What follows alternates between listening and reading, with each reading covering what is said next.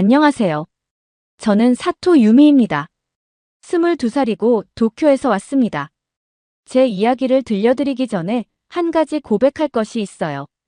저는 일본 우익단체 핵심 회원인 아버지 밑에서 자랐습니다. 어렸을 때부터 다케시마는 일본 땅이다. 조선은 일본 덕분에 발전했다라는 말을 귀에 못이 박히도록 들었죠. 이런 교육을 당연하게 여기며 명문대 역사학과에 진학했고 아버지가 운영하는 우익 역사 교육기관에서 일하고 있었습니다. 그날도 평범한 하루였어요. 사무실에서 다음 강연 자료를 정리하고 있었는데 휴식 시간에 SNS를 보다가 우연히 한 영상을 발견했습니다. 독도는 우리 땅 플래시몹이었어요. 처음에는 또 과격한 반일 감정이군이라고 생각했습니다. 하지만 영상 속 한국 젊은이들의 눈빛이 묘하게 저를 사로잡았어요. 그들의 눈에는 분노가 아닌 확신과 자부심이 가득했죠. 안중근 의사 만세, 유관순 열사 만세. 한국 젊은이들이 외치는 이름들은 제게 생소했습니다. 일본 교과서에서는 볼 수 없었던 이름들이었어요. 그들은 왜 저렇게 열정적일까? 문득 불편한 생각이 스쳐 지나갔습니다. 혹시 우리가 배운 역사가 틀린 걸까? 그 작은 의문은 눈덩이처럼 커졌어요. 한국의 역사 관련 영상을 찾아보기 시작했습니다.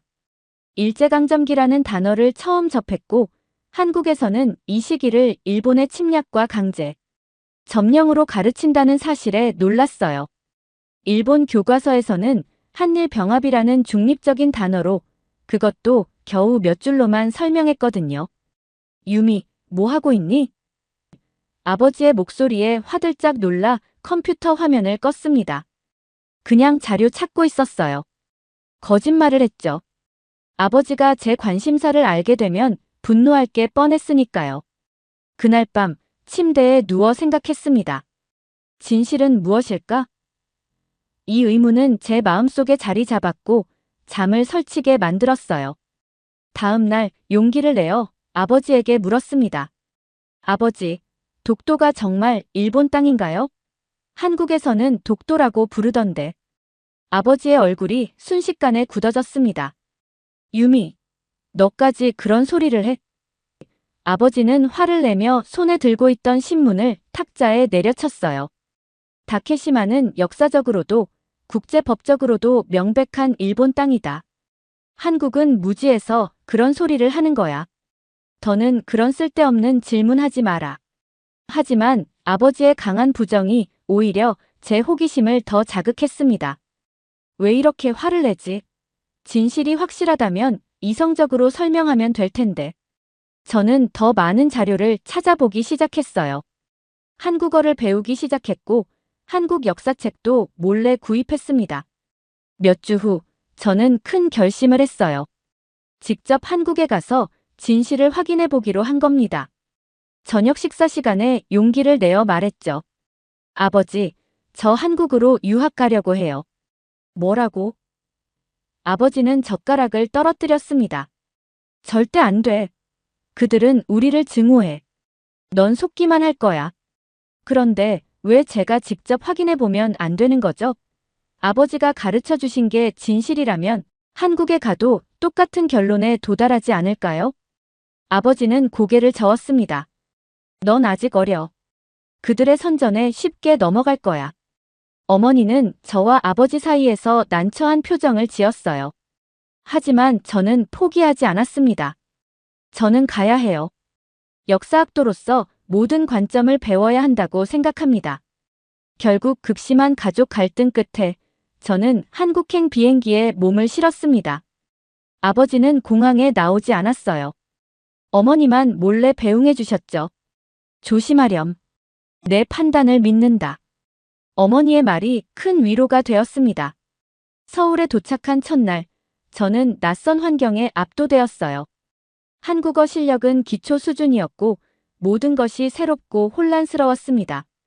호텔에 짐을 풀고 거리로 나왔을 때 운명처럼 광화문 광장에서 독도 플래시몹이 진행 중이었어요. 독도는 한국 땅. 일본은 독도에서 손 떼라. 수십 명의 학생들이 태극기를 들고 구호를 외치고 있었습니다. 저는 그 자리에 얼어붙었어요. 지금까지 거리에서 독도를 외치는 사람을 본 적이 없었거든요. 일본에서는 상상도 할 수 없는 광경이었습니다. 한 한국 학생이 제게 다가왔어요. 괜찮으세요? 얼굴이 창백해 보여요. 그 학생은 박민준이라고 했습니다. 저는 떨리는 목소리로 일본에서 왔다고 말했고 독도 문제에 관심이 있다고 덧붙였어요. 박민준 학생은 친절하게 미소 지었습니다. 독도가 궁금하시면 함께 자료를 보실래요? 우리 학교 역사 동아리에서 자료를 많이 모았어요. 그렇게 저는 민준 학생을 따라 대학 도서관으로 향했습니다. 그곳에서 본 자료들은 충격적이었어요. 삼국사기, 세종실록 지리지 등 고문서에는 독도 당시 이름은 우산도가 신라 시대부터 한국 영토였다는 기록이 있었습니다. 1905년 일본이 러일 전쟁 중에 독도를 강제로 편입시킨 역사적 기록도 있었어요. 이건 일본에서 배운 것과 완전히 달라요. 제 말에 민준 학생은 고개를 끄덕였습니다. 역사는 관점에 따라 다르게 해석될 수 있지만 사실은 바뀌지 않아요. 이건 단순한 해석의 차이가 아니라 사실관계의 문제죠. 그날 밤 호텔방에서 오랜 시간 생각에 잠겼습니다. 아버지가 그토록 확신했던 다케시마는 일본 땅이라는 주장이 사실과 다를 수 있다는 가능성에 머리가 어지러웠어요. 그리고 더 큰 의문이 생겼습니다. 다른 역사적 사실도 왜곡되어 있는 건 아닐까? 다음 날 저는 한국대학에서 한일 역사비교 특강을 들었습니다. 교수님은 고대 일본과 한국의 관계에 대해 설명했어요. 고대 일본의 문화와 국가는 한반도에서 건너간 도레인들에 의해 크게 발전했습니다. 일본 야마토 왕권의 시조인 니니기 노미코토가 사실은 백제 왕족이라는 학설도 있지요. 교수님은 계속해서 고대 일본 문화의 뿌리가 한반도에 있다는 고고학적, 문헌적 증거들을 제시했습니다. 백제에서 넘어온 학자들이 일본의 한자를 가르치고 철기 문화와 건축 기술을 전파했다는 내용이었어요. 저는 충격을 감추지 못했습니다. 일본 역사 교과서에서는 이런 내용은 거의 다루지 않았거든요. 오히려 일본 문명의 독자성과 우수성을 강조했었죠. 그럼 내가 지금까지 배운 건 뭐지? 혼란스러웠습니다. 강의가 끝난 후 용기를 내어 교수님께 질문했어요. 일본에서는 이런 이야기를 거의 배우지 않습니다. 왜 그런 걸까요? 교수님은 깊은 한숨을 내쉬었습니다. 모든 나라는 자국의 역사를 미화하는 경향이 있습니다. 하지만 일본의 경우 메이지 유신 이후 국가 정체성을 구축하는 과정에서 역사를 의도적으로 재구성했어요. 특히 한반도와의 관계는 제국주의적 침략을 정당화하기 위해 왜곡됐죠. 교수님의 말씀이 끝나자 교실에는 무거운 침묵이 흘렀습니다. 저는 머릿속이 복잡했어요. 아버지와 일본 교육 시스템이 제게 가르쳐준 모든 것에 의문이 생겼습니다. 내가 진실이라고 믿었던 것들이 사실은 국가적 차원의 역사 왜곡이었다면? 그날 이후로 저는 한국의 역사박물관과 도서관을 돌아다니며 독립운동사를 공부하기 시작했습니다. 일제강점기 36년 동안 한국인들이 겪은 고통, 그리고 그에 맞서 싸운 독립운동가들의 이야기는 제 마음을 아프게 했어요. 특히 안중근 의사의 이야기는 충격적이었습니다. 일본에서는 그를 이토 히로부미를 암살한 테러리스트로만 배웠거든요. 하지만 한국에서는 그가 동양 평화를 위해 싸운 의인으로 존경받고 있었습니다. 안중근 의사의 동양 평화론을 읽으며 저는 그가 단순한 테러리스트가 아니라 깊은 철학과 동양의 평화를 생각한 인물이었다는 사실을 알게 되었어요. 유관순 열사의 이야기도 마찬가지였습니다. 17살의 어린 소녀가 독립을 위해 목숨을 바친 이야기는 제 나이 또래였던 저에게 큰 울림을 주었어요. 일본에서는 이런 인물들에 대해 전혀 배우지 않았습니다. 민준 학생은 제가 한국 역사를 공부하는데 큰 도움을 주었어요. 그와 함께 서대문 형무소 역사관도 방문했는데 그곳에서 본 독립운동가들의 고문, 기구와 좁은 감방은 제 마음을 무겁게 했습니다. 일본이 정말 이런 짓을 했다니. 믿기 힘들어요. 민준 학생은 조용히 말했습니다. 역사를 직시하는 것은 고통스러울 수 있지만 그것이 미래로 나아가는 첫걸음입니다. 그의 말에 깊이 공감했습니다. 아픈 진실을 마주하는 것은 고통스러웠지만 그것이 올바른 길이라는 확신이 들었어요. 한국에서의 시간이 흐르면서 저는 일본의 식민 지배가 얼마나 잔인했는지 더 많은 사실을 알게 되었습니다. 위안부 문제, 강제징용, 문화재 약탈. 이런 내용은 일본 교과서에서 거의 다루지 않았거나 매우 축소해서 서술했어요. 일본군 위안부 피해자 할머니들의 증언을 듣고 저는 밤새 울었습니다. 15살 소녀가 전쟁터로 끌려가 겪은 고통은 상상조차 하기 힘들었어요. 더 충격적인 것은 이 문제에 대한 일본 정부의 태도였습니다. 진심 어린 사과와 배상 대신 책임을 회피하고 있었죠. 이건 단순한 역사적 해석의 차이가 아니에요. 실제로 일어났던 일이고 아직도 고통받고 계신 분들이 있는데 민준 학생에게 말했습니다. 민준 학생은 고개를 끄덕였어요. 유미 씨가 이렇게 진실을 마주하는 모습이 정말 용기 있어 보여요. 모든 일본인이 역사를 부정하는 건 아니라는 걸 알게 되어 기뻐요. 그의 말에 가슴이 따뜻해졌습니다. 처음에는 적대적일 거라 생각했는데 한국 친구들은 오히려 제가 진실을 찾으려는 노력을 응원해 주었어요. 한국에서 보낸 시간이 길어질수록 저는 일본 사회에 대해서도 다시 생각하게 되었습니다.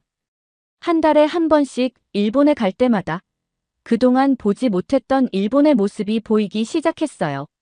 심각한 경제 불황, 젊은이들의 높은 자살률, 늘어나는 빈부격차. 이런 문제들은 아버지의 우익단체에서는 절대 언급하지 않았습니다. 그들은 오히려 과거의 영광과 일본의 우수성만을 강조했어요. 왜 우리는 과거에만 집착하고 있는 걸까? 일본으로 돌아가는 비행기 안에서 생각했습니다. 창밖으로 보이는 구름 너머로 일본과 한국 사이에 놓인 깊은 역사적 골이 느껴졌어요. 아버지와의 전화통화는 점점 어려워졌습니다. 아직도 그 반일 국가에 있니? 언제 정신 차리고 돌아올 거야? 아버지, 제가 배운 것들은 반일이 아니라 사실입니다. 일본이 과거에 저지른 일들이 있어요. 그걸 인정하는 게 왜 그렇게 어려운 건가요? 아버지는 격분했습니다. 넌 세뇌당했어. 더는 내 딸이 아니야. 전화가 끊겼고 눈물이 흘렀습니다. 가족과의 단절은 고통스러웠지만 진실을 외면할 수는 없었어요. 이제 돌아갈 수 없는 강을 건넜구나 생각했습니다. 하지만 한국에서의 시간은 저에게 새로운 희망도 주었어요. 한국인 친구들의 따뜻한 배려, 미래를 향한 긍정적인 에너지, 과거의 상처를 딛고 일어선 국가적 회복력. 이런 모습들이 저에게 큰 감동을 주었습니다. 한국은 일제강점기의 고통스러운 역사를 갖고 있지만 그것에 머물러 있지 않았습니다. 오히려 그 역사를 직시하고 교훈을 얻어 더 나은 미래를 향해 나아가고 있었어요. 이것이야말로 진정한 국가적 자부심이 아닐까요? 반면 일본은 과거의 잘못을 인정하지 않고 오히려 역사를 왜곡하며 허상의 자부심을 키우고 있었습니다. 그것이 결국 일본 사회의 정체와 고립을 가져온 것은 아닐까 하는 생각이 들었어요. 진짜 자부심이란 과거를 왜곡하는 것이 아니라 있는 그대로 인정하고 앞으로 나아가는 것이라는 깨달음을 얻었습니다. 이 생각은 제 인생의 방향을 바꾸었어요. 한국에서의 마지막 날, 민준 학생과 함께 남산타워에 올랐습니다. 서울의 전경을 바라보며 지난 몇 개월간의 여정을 되돌아봤어요. 민준 씨, 고마워요. 당신 덕분에 많은 것을 배웠어요. 민준 학생은 미소를 지었습니다. 유미 씨는 어떤 계획이 있으세요? 일본으로 돌아가나요? 잠시 생각에 잠겼다가 대답했습니다.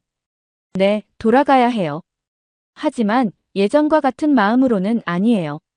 서울에서의 시간은 끝났지만 제 여정은 이제 시작이었습니다. 일본으로 돌아간 저는 작은 역사 연구 모임을 만들었어요. 한일 역사 바로 알기라는 이름의 이 모임에서 저는 한국에서 배운 역사적 진실을 일본 젊은이들과 나누기 시작했습니다. 물론 쉽지 않았어요. 아버지와 우익단체에 강한 반발이 있었고 일부 사람들은 저를 매국노라고 불렀습니다. 하지만 진실을 알고자 하는 젊은이들도 있었어요.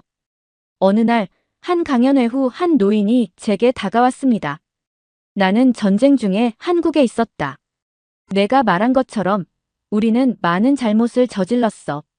그걸 인정하는 젊은이가 있어 기쁘구나. 그 말에 눈물이 났습니다. 진실은 아프지만 그것이 화해와 치유의 첫걸음이라는 확신이 들었어요. 지금 저는 한국에서 역사학 박사과정을 밟고 있습니다. 아버지와의 관계는 여전히 어렵지만 어머니는 몰래 연락을 주고받으며 저를 응원해주세요. 언젠가 아버지도 이해해주길 바랍니다. 제 꿈은 한국과 일본 사이의 진정한 화해를 위해 일하는 것입니다. 진실을 바탕으로 한 사과와 용서, 그리고 상호 존중이 있어야 두 나라가 함께 나아갈 수 있다고 믿습니다. 많은 사람들이 묻습니다. 후회하지 않아요? 가족과 멀어지고 조국에서 배척받는데. 저는 항상 같은 대답을 합니다. 진실을 알게 된 것을 어떻게 후회할 수 있을까요? 비록 지금은 어렵지만 언젠가 더 많은 사람들이 역사적 진실을 받아들이게 될 거예요. 그때 우리는 비로소 진정한 평화를 이야기할 수 있을 겁니다. 제 이야기가 작은 빛이 되어 어둠 속에 가려진 역사의 진실을 비추길 바랍니다. 마이너스. 제 이야기는 여기서 끝나지 않았습니다.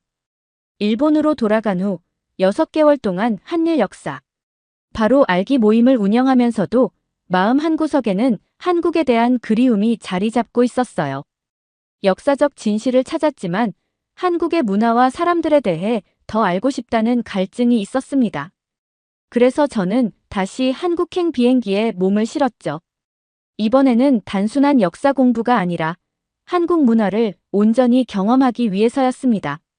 민준 씨의 도움으로 서울의 작은 한옥에서 홈스테이를 시작했어요. 유미 씨, 오늘은 전통 한복 체험을 해볼까요? 민준 씨의 누나인 민지 씨가 제안했습니다. 처음 입어보는 한복은 일본 기모노와는 또 다른 매력이 있었어요. 풍성한 치마의 곡선과 저고리의 은은한 색감이 너무 아름다웠습니다. 이 한복의 색감은 자연에서 얻은 거예요. 쪽빛은 쪽잎에서, 노란색은 황토나 치자에서. 민지 씨의 설명을 들으며 한국인들이 자연과 어떻게 조화롭게 살아왔는지 느낄 수 있었습니다. 한복을 입고 경복궁을 거닐며 저는 조선시대 여인이 된 듯한 기분을 느꼈어요. 이 궁궐은 1395년에 지어졌고 일제강점기에 많은 건물이 훼손됐다가 복원됐어요. 민준 씨의 설명에 가슴이 아팠습니다. 그럼에도 불구하고 이렇게 웅장하게 복원된 모습을 보니 한국인들의 문화 보존 의지가 대단하다고 느꼈죠. 다음 날은 한식 체험의 날이었습니다. 민지 씨의 어머니께서 김치 담그는 법을 가르쳐 주셨어요. 김치는 우리 민족의 지혜예요. 겨울을 나기 위한 방법이었죠.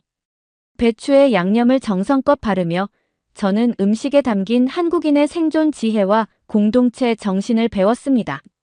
김장은 혼자 하는 게 아니라 이웃들이 모여서 함께 했어요. 그게 품앗이라는 문화예요. 민지 어머니의 말씀에 감동했습니다. 일본에서는 점점 사라져가는 이웃 간의 유대감이 여기서는 아직 살아있다는 느낌이 들었거든요. 주말에는 남산 한옥마을에서 열린 전통 공연을 관람했습니다. 판소리의 구성진 가락과 부채춤의 우아한 움직임에 넋을 잃었어요. 판소리는 한 사람이 드럼 하나로 이야기, 노래, 연기를 모두 표현하는 예술이에요. 민준 씨의 설명을 들으며 한국 문화의 독창성에 감탄했습니다. 전통 공연만이 아니었어요. 홍대 근처 클럽에서는 현대 한국의 에너지를 느낄 수 있었습니다. K-팝 음악에 맞춰 춤추는 젊은이들 사이에서 저는 한국 문화의 다양성과 역동성을 체험했어요. 우리는 전통을 소중히 여기면서도 새로운 것을 창조하는데 두려움이 없어요. 민준 씨의 말이 가슴에 와닿았습니다. 서울 곳곳의 카페에서는 젊은이들이 열심히 공부하고 토론하는 모습을 볼 수 있었어요. 그들의 눈빛에서 미래를 향한 열정과 에너지가 느껴졌습니다. 한국은 자원이 거의 없어요. 그래서 사람이 가장 중요한 자원이죠. 교육에 대한 열정이 높을 수밖에 없어요. 민준 씨의 설명을 들으며 저는 일본의 젊은이들이 점점 무기력해지는 모습과 대비되는 한국 청년들의 활기찬 모습에 감동했습니다. DMZ 투어는 또 다른 충격이었어요. 남북이 분단된 현실을 직접 목격하며 한국인들이 겪어온 또 다른 아픔을 이해하게 되었습니다. 분단의 아픔 속에서도 우리는 통일을 위해 노력하고 있어요. 과거에 머무르지 않고 미래를 향해 나아가는 것이 중요하니까요. 가이드의 말이 깊은 울림을 주었습니다. 명동과 강남의 번화가를 걸으며 전쟁의 폐허에서 이렇게 발전한 나라를 만든 한국인들의 저력에 감탄했어요. 6.25 전쟁 후 한국은 세계에서 가장 가난한 나라 중 하나였어요. 그런데 불과 60년 만에 세계 10위권의 경제 대국이 됐죠. 민준 씨의 설명에 새삼 놀랐습니다. 부산 여행에서는 바다를 바라보며 한국 전쟁 당시 피난민들의 이야기를 들었어요. 이 바다는 많은 사람들의 눈물과 희망을 담고 있어요. 민준 씨의 할아버지는 당시 피난 경험을 생생하게 들려주셨습니다. 일본의 침략, 그리고 한국 전쟁까지. 한국인들은 얼마나 많은 고난을 겪었을까요? 그럼에도 불구하고 이렇게 웃으며 앞으로 나아가는 모습이 존경스러웠습니다. 한 달간의 문화 체험을 마치고 저는 인사동의 작은 찻집에서 민준 씨와 마지막 차를 마셨어요. 이번 여행에서 무엇을 느꼈나요? 민준 씨의 질문에 잠시 생각에 잠겼습니다. 한국은 상처를 극복하는 법을 아는 나라 같아요. 과거의 아픔을 기억하되 그것에 사로잡히지 않고 미래를 향해 나아가는 모습이 정말 아름답습니다. 일본이 배워야 할 점이 많다고 느꼈어요. 차 한 모금을 마시고 계속 말했습니다. 특히 공동체 의식이 인상적이었어요. 한국인들은 어려울 때 서로 돕고 기쁠 때 함께 기뻐하는 문화가 있더군요. 일본도 예전에는 그랬는데 지금은 많이 사라졌습니다. 민준 씨는 미소를 지었어요. 모든 문화에는 장단점이 있죠. 한국도 완벽하진 않아요. 하지만 우리가 서로의 좋은 점을 배우고 이해한다면 더 나은 미래를 만들 수 있지 않을까요? 그 말에 깊이 공감했습니다. 이제 저는 일본으로 돌아가 제가 경험한 한국의 아름다움을 더 많은 일본인들과 나눌 계획입니다. 역사적 진실뿐만 아니라 한국의 문화와 정신, 그리고 사람들의 따뜻함까지. 민준 씨, 다음에는 제가 일본의 아름다운 모습을 보여드릴게요. 서로 진정으로 이해하고 존중할 때 우리는 더 좋은 이웃이 될 수 있을 테니까요. 봄바람이 불어오는 인사동 거리를 걸으며 저는 새로운 희망을 느꼈습니다. 역사의 아픔을 치유하고 새로운 미래를 함께 만들어가는데 제가 작은 다리 역할을 할 수 있다면 좋겠다고 생각했어요. 그것이 제가 한국에서 찾은 진정한 보물이었습니다. 감사합니다. 오늘 사연 어떠신지요? 올해로 독립한 지 80년이 되는 해입니다. 다시 한번 선조들의 독립의지로 우리가 이렇게 잘 살고 있는 걸 감사하게 생각합니다. 지금까지 감동의 눈물 하늘솜이었어요. 구독, 좋아요, 댓글은 행운을 드립니다.